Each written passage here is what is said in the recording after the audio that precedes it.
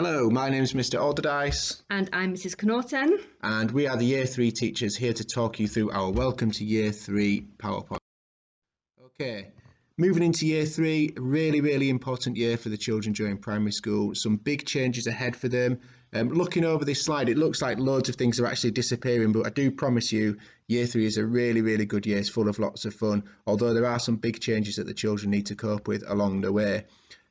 First of all, it's a longer school day for the children. So our school day starts at the same time that you're used to at 10 to 9, but it's longer now. It goes on until 3:30. So when you're picking your children up at the end of the day, just bear that in mind. It's 5 minutes later than what you'll be used to. As well, the children have to adjust to the idea that there's no afternoon play. However, to help with that transition, we do have an afternoon break during the autumn term, and obviously throughout the school day, we'll be building lots of movement breaks and things like that just to help the children with their learning. Our lunch is usually later, which means it's at 12:15, so the children will just have to manage that little bit longer during the morning before they have some lunch. We don't have a scheduled den day in Key Stage 2. You'll be used to in Key Stage 1 the children having a den day where they brought their clothes in on a particular day and went there. However, we'll be going in the den a lot, especially in the autumn term. We've got loads of great topics, especially the Stone Age. We'll be spending lots of time in the woods, building shelters, making Stone Age weapons, all sorts of great things. So if you could send your children into school with some den clothes at the start of the week, they could be using them on any day. Okay, so please make sure they've got them in school with their name in them. Reading is slightly different in Key Stage 2. Some of the children are moving on to longer chapter books, so they won't have reading records with them, but we'll go to talk about that in a little while. Golden time is a really exciting thing for children in Key Stage 2. Your children will be used to the idea of doing golden time on a Friday afternoon in their classroom with their teachers and having a bit of choosing time. In Key Stage 2, it gets much more exciting. There'll be a load of different activities in different rooms across the school. There's a disco, there's a computer room, there's a Lego room, there's art clubs, there's all sorts of things going on. And each week the children take it in turns to pick where they would like to go. So a really good chance for them to try out lots of different things, but also to meet lots and lots of different teachers as well throughout the school, ready for when they progress through Key Stage 2. And the last big thing really to mention is now that the children in Key Stage 2, they don't get the free fruit every single day. So the children can bring in a healthy snack to have at morning break time.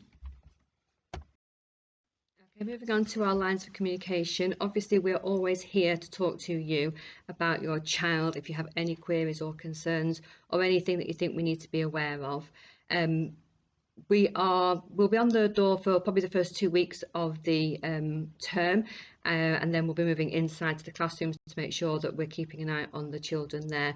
But the teaching assistants and other members of staff will always be on the door in the morning. You can pass a message on to them, and myself or Mr. Alderdice will get back to you. Phoning the school office, you can always give a ring there and they will pass any messages on to us, or you can just email direct to the parents inbox at brookburn.manchester.sch.uk. We will be glad to take the time to have a chat with you and make sure that we can reassure you if you have any concerns about your child. Like I say, we are your first port of call. Hopefully we will be able to resolve all the issues that you have. If not, if we do feel we need to take it further to our senior leadership team or to our SENCO, we will do that and make you aware of what we are doing and come back to you. Mr. Alderdice is our phase leader for our year group for year 3 and year 4. So again, he is available as a member of the senior leadership team to have a chat to if we aren't able to resolve our issues directly. So our behaviour expectations, as I'm sure you're all aware, at Brookburn we take the behaviour of our children extremely seriously, and we do have fantastic behaviour. Our children are very well behaved throughout the school. We have our 6 golden rules which are displayed in each classroom. We try to focus on what they should be doing rather than what they shouldn't be doing. So rather than saying don't do something, we try and turn it into a positive, like do work hard, do be kind. At the start of the school year, we'll run through them all, make sure that all the children are aware of what's expected of them and what the sort of rewards and consequences would be. We use a traffic light system whereby all the children start off on green, but they can, depending on their behaviour choices, move through amber and ultimately onto red. they are given lots of chances and warnings before we actually get to the red on the traffic lights. Red, unfortunately, does mean that they would be missing some golden time. We do also try our best to give the children a chance to earn themselves back down the traffic lights, but unfortunately once golden time is lost, it is lost, even though we do want to give the children much opportunities as possible to think about their behaviours. Each Friday we have our Golden Assembly, where we issue 2 golden certificates to children that we feel have really put a big effort in or achieved something or have just really pleased the teachers, just to make them aware that we'll be keeping an eye on them and we know who is doing their very best. Within the class we have team points, we have stickers, and we can have whole class rewards depending on how well they're responding to our requests. Okay, e-safety at Brookburn. Now, obviously, we're living in a digital age, and you will read lots of things in newspapers and see on the news about e-safety and about how it's a really, really big issue for children at all ages in society. At Brookburn, we take it really, really seriously, and we try to educate the children all year long, whenever possible, about not only the benefits but also the dangers of using the internet and how to use things like social media and the internet safely. So prior to every ICT lesson, whenever we're going to be accessing the internet, we will talk to the children about key rules and key considerations they need to make, and that's an ongoing discussion that we have with children. That's our digital code there, which you can refer to with your child if you feel that they're going online at home and you want them to, you want to follow that through and keep that same positive message going about how to be safe on the internet. So that's our digital code we use with the children there as well. Okay, attendance and punctuality. So as I said earlier, there's a slight change in the times of day once the children move into Key Stage 2. It's still the same opening time, so our doors are open from 10 to 9 and then we'll close them promptly at 9 o'clock. If your child arrives any later than 9 o'clock, then if you just take them through to the main office and their arrival will be recorded there. And then picking up time is at 3:30. So picking up from the same door that you drop your children off, which is the Year 3-4 door, you drop them off there and pick them up from that same place. If you're unable to collect them before 3:40, then we'll take them down to the office and they will wait there for you. Same rules as before, as you are used to in terms of attendance and punctuality. Obviously, any missed attendance or absences or any lateness are all recorded, and if it's a persistent issue, then you might be contacted by a member of the leadership team. Of course, if you're having any difficulties getting your child into school or getting them on time or picking them up on time or anything like that, then please make sure you come and speak to us when you can. Okay. Some brilliant topics ahead for the children in Year 3, some really, really exciting history and geography topics coming up. So in the autumn term, we'll be looking at prehistory, looking at the Stone Age and the Bronze Age and the Iron Age, in our Step Through the Ages topic. And then built around that, we've linked in some science units. So we're going to be looking at rocks in our science unit as well, and then also doing some work on forces and magnets. We've got some great art and DT activities planned ahead as well, things that I've mentioned already, like making some prehistoric tools, also looking at cave painting, lots and lots of outdoor opportunities, getting outside, using our natural environment, which we're so privileged to have here at Brookburn, and getting the children really involved in this fantastic unit. Our computing unit, we're going to be doing a little bit of computer programming. So some Scratch programming, which is an online coding tool, and we've also got some robotics that we're going to be doing. And then in PE, we've got a variety of different PE activities, so some games, gymnastics, and some dance. Moving into spring, our main focus for our Seek and You Will Find topic is the ancient Egyptians. So again, a really, really exciting history unit. Loads of great things about mummification and pyramids and pharaohs and all of that sort of thing. Some great art activities linked in with that as well, making some canopic jars. And then our science units, a little bit of work on the human body and healthy eating. And then we're going to be looking at blogs during our computing unit.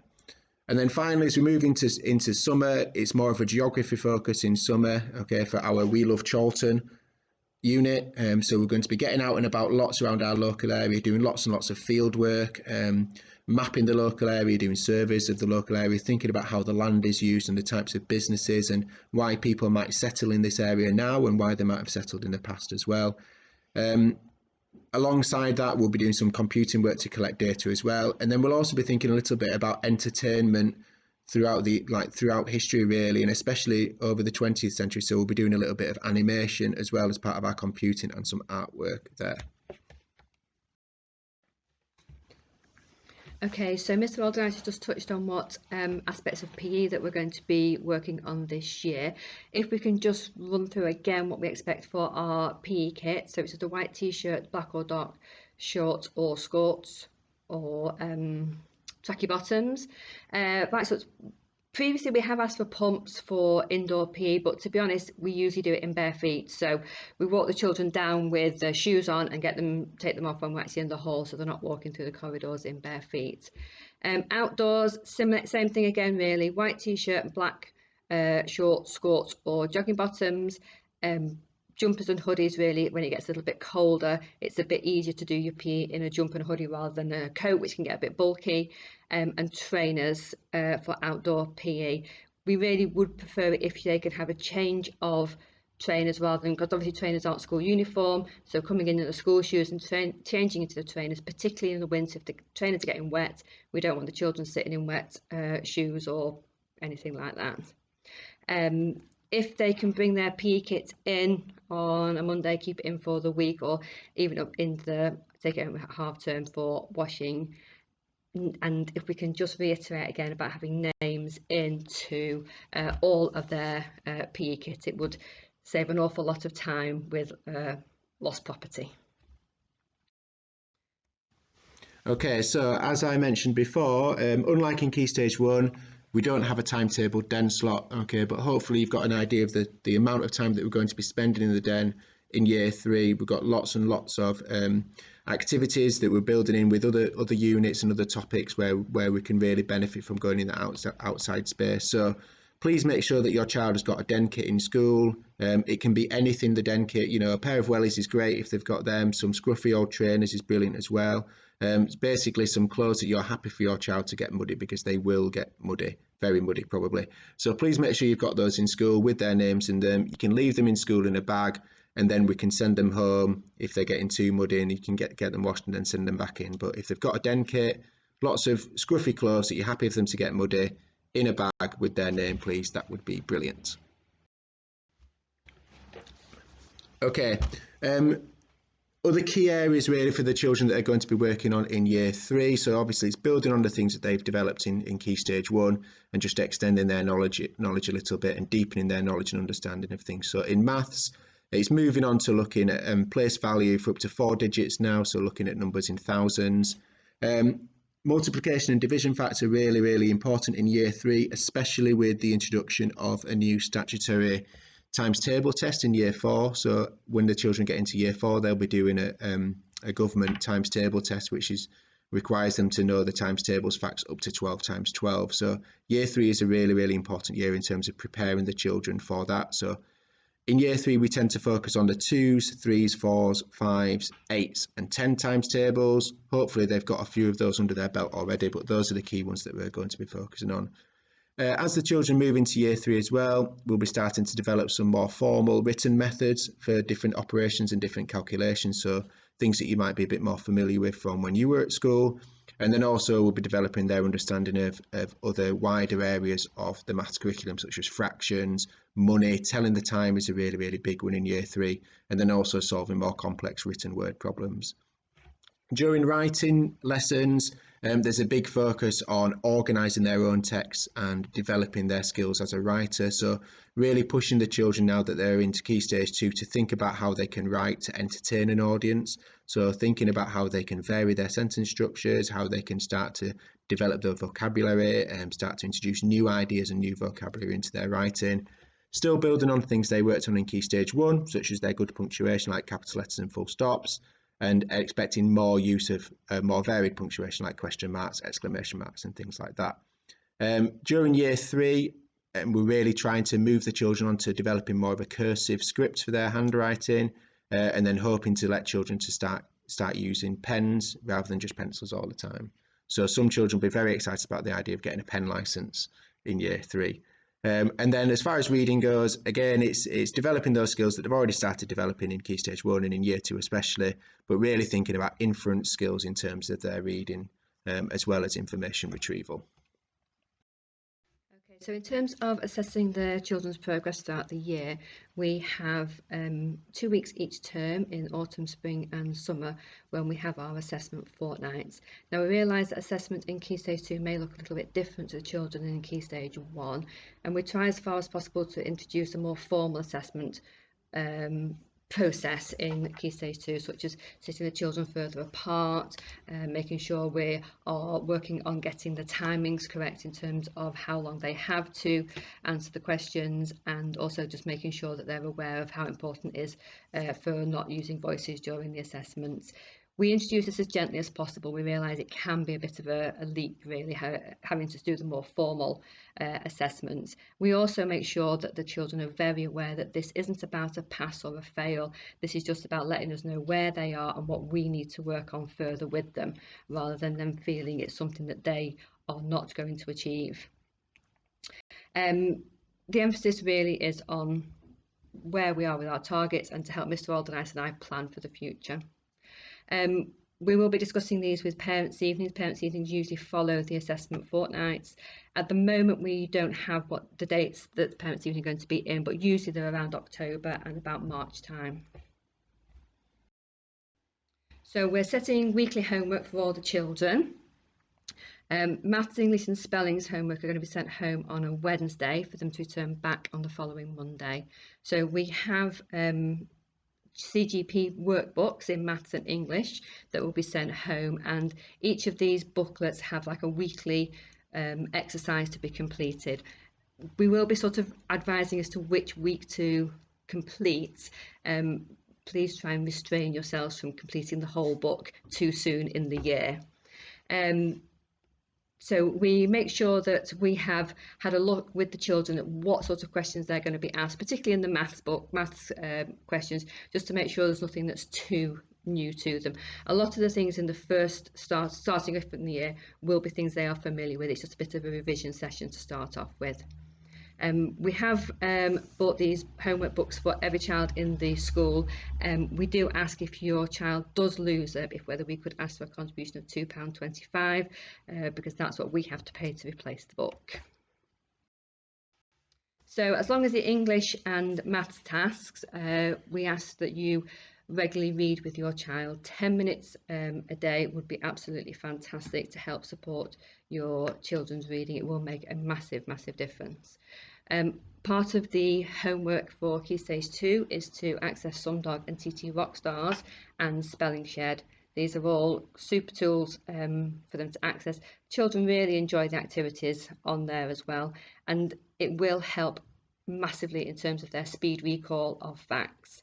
You might think sometimes when you go onto Sumdog to start off with that the questions are very easy, but the questions do adapt the more that the child answers questions to reflect the child's abilities. We may well find that we've decided that we want you to do a little bit of an additional project over the holidays, maybe build a pyramid or draw a map or something like that, but we will give you plenty of notice about this, because we do realise that not everybody has the right implements, shall we say, to build a volcano, or the right resources to build a volcano at the last minute. I remember my mum being very cross with me for wanting ingredients for scones on a Sunday night for the following morning. So we'll try and give you plenty of warning if we want you to do something a bit creative over the holidays. Reading books, I'm going to change them on a Monday, so if they could be returned to school with their homework. Most of the children will be moving off coloured book bands now. If you are still on a reading book band, you will be having your reading record to bring in for any comments that we want to share with you or you want to share with us. Children who are on copper or free reading don't have a reading record. We would ask that you still read with your child for 10 minutes every day. The idea behind the reading books going home is about not necessarily challenging the children by having them read books that are quite tricky. It's more about developing a love of reading and wanting to read. And if you could share that experience with the child, it would, I'm sure, greatly enhance their enjoyment. Okay, so we do have class blogs, which the addresses are there on the screen. So we try to update those as regularly as we can, but usually it's at least once a week. We'll be sharing pictures on there, or we might be sharing work, or we might be giving particular tasks for children to do at home. So if you could encourage your child to go and visit the blogs, to leave comments, and maybe participate in some of that online learning, that's brilliant. The blogs are a really valuable tool in terms of teaching the children how to use the internet and social media in a really safe and well managed environment. So everything that goes on the blogs is checked by myself or Mrs. Connaughton. It's a really useful tool that we have in school in order to encourage the children and think about how to post things sensibly and be positive digital citizens would be a nice way of putting it. So it's a really valuable tool. So hopefully you can get on board with that and the children can get involved in using them as well.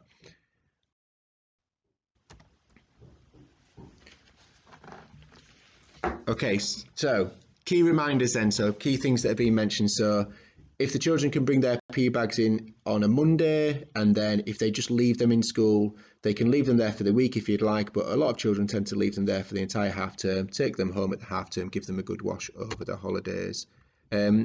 Water bottles, we would really encourage the children to have water bottles in school. They can have a drink of water whenever they need to get it. Water is, really good thing to keep hydrated. It helps their brain work better. It really improves their ability to learn. So we do encourage the children to have a water bottle in school, and then we ask that they take that home every Friday so it can be washed over the weekend.